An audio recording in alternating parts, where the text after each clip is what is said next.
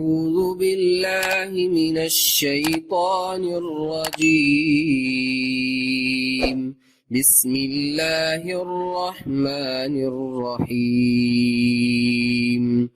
الرحمن علم القرآن خلق الإنسان علمه البيان. الشمس والقمر بحسبان والنجم والشجر يسجدان والسماء رفعها ووضع الميزان ألا تطغوا في الميزان وأقيموا الوزن بالقسط ولا تخسروا الميزان والأرض وضعها للأنام فيها فاكهة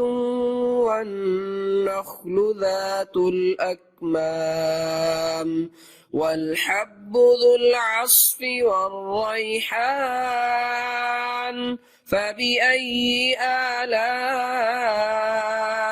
ربكما تكذبان خلق الإنسان من صلصال كالفخار وخلق الجان من مارج من نار فبأي آلاء ربكما تكذبان رب المشرقين ورب المغربين فبأي آلاء ربكما تكذبان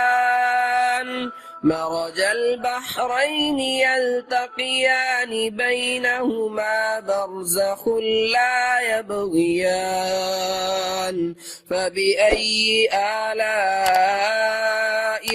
ربكما تكذبان يخرج منهما اللؤلؤ والمرجان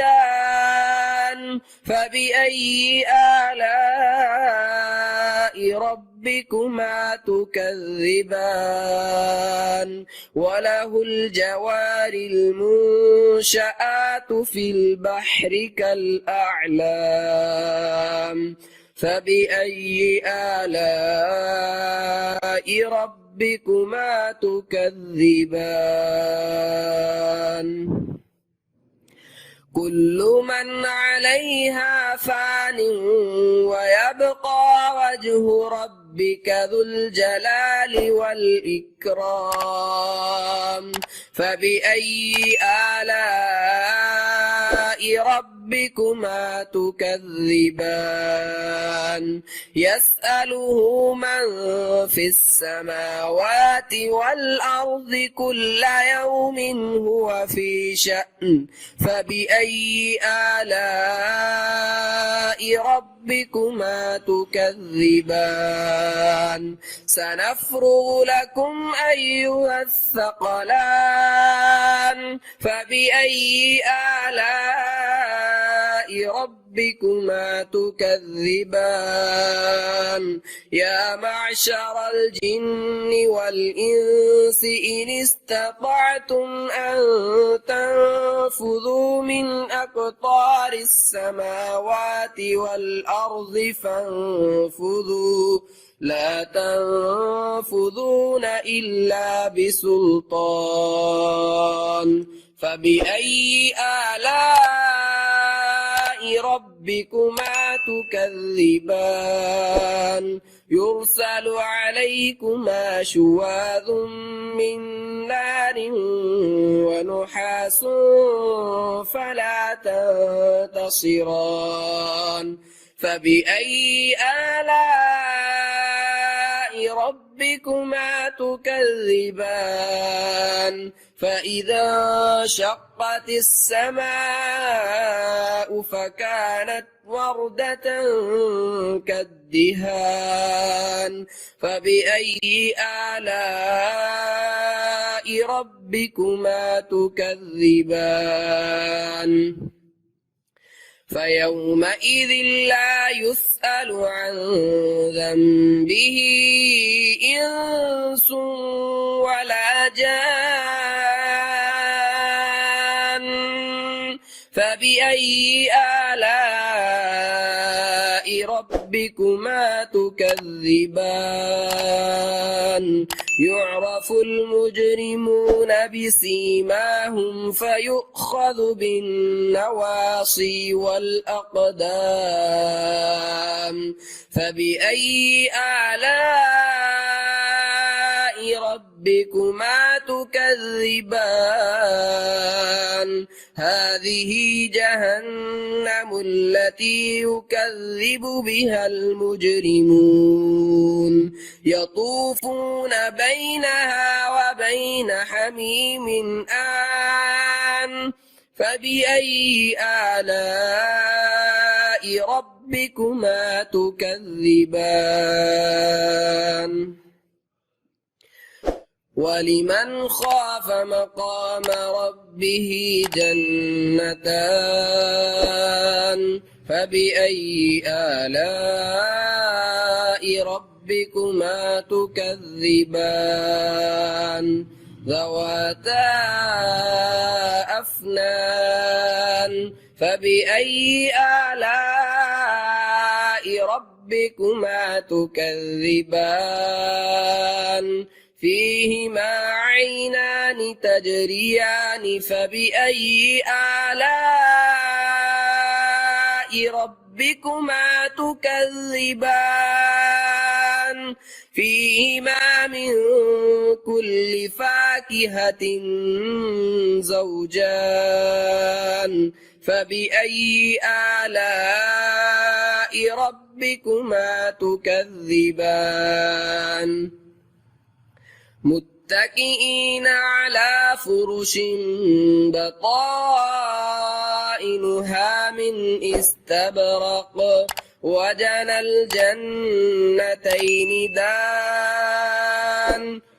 فبأي آلاء ربكما تكذبان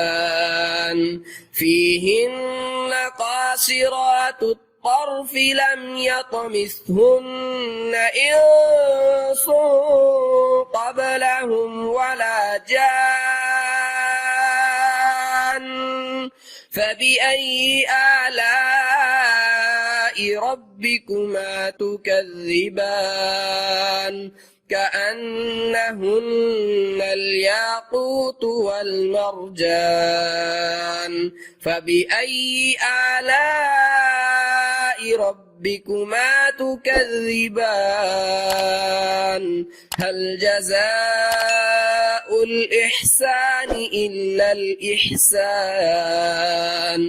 فبأي آلاء ربكما تكذبان ومن دونهما جنتان فبأي آلاء ربكما تكذبان مدهامتان فبأي آلاء ربكما تكذبان فيهما عينان نضاختان فبأي آلاء ربكما تكذبان فيهما فاكهة ونخل ورمان فبأي آلاء ربكما تكذبان فيهن خيرات حسان فبأي آلاء ربكما تكذبان حور وحور مقصورات في الخيام فبأي آلاء ربكما تكذبان لم يطمثهن إنس قبلهم ولا جان فبأي آلاء ربكما تكذبان متكئين على رفرف خضر وعبقري حسان فبأي آلاء ربكما تكذبان